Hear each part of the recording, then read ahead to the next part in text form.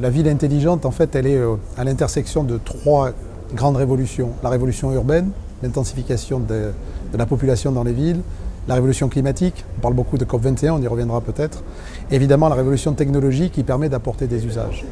Donc ça, c'est le fondement et qui fait que la Smart City, et IBM l'a décidé depuis plusieurs années, on investit, ça va durer. Ce n'est pas un phénomène temporaire, parce que ces trois révolutions sont importantes et continueront. Il y a eu des projets numériques dans les villes depuis plus de 20 ans, voire 30 ans. Et qu'est-ce qui fait la différence? J'aime bien dire qu'en fait, il y a trois caractéristiques de la ville intelligente par rapport aux projets numériques traditionnels dans les villes. Le premier, c'est d'avoir une plateforme globale sur le territoire qui permet de casser les silos et de remonter l'ensemble des informations des différents métiers de la ville. Le deuxième, c'est la participation citoyenne. Aujourd'hui, chacun est à même de participer, passivement ou activement. On peut aussi commenter ce sujet-là.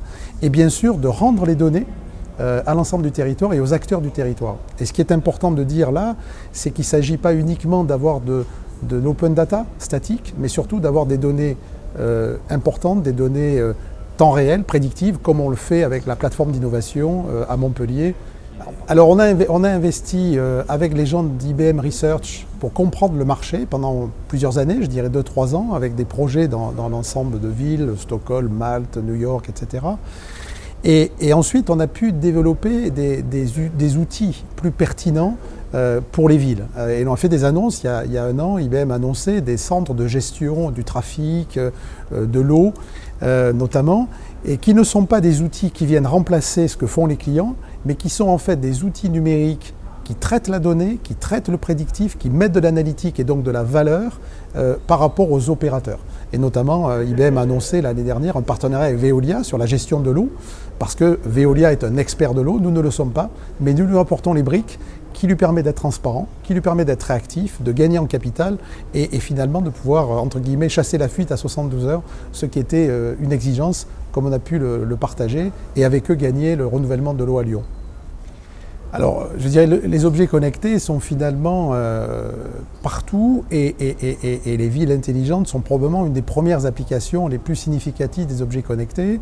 On va avoir des capteurs physiques, on va avoir des capteurs dans les voitures.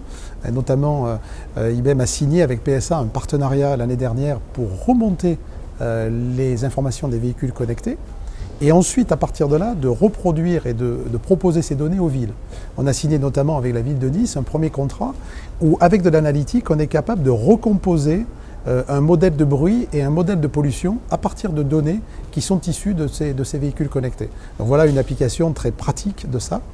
Et bien évidemment, comme je le disais dans la définition de la ville intelligente, le rôle des citoyens est important.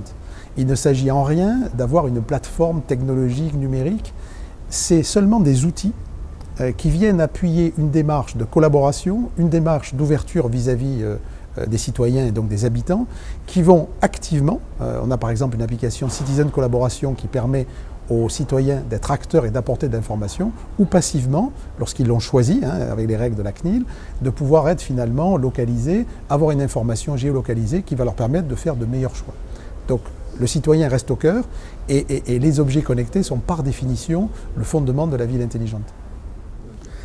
Bon, alors, donc on est sur les engagements de réduction par 4, les émissions de CO2, de l'énergie, l'objectif 2020. Je dirais, si on regarde chacun des usages de la ville intelligente, ils y contribuent.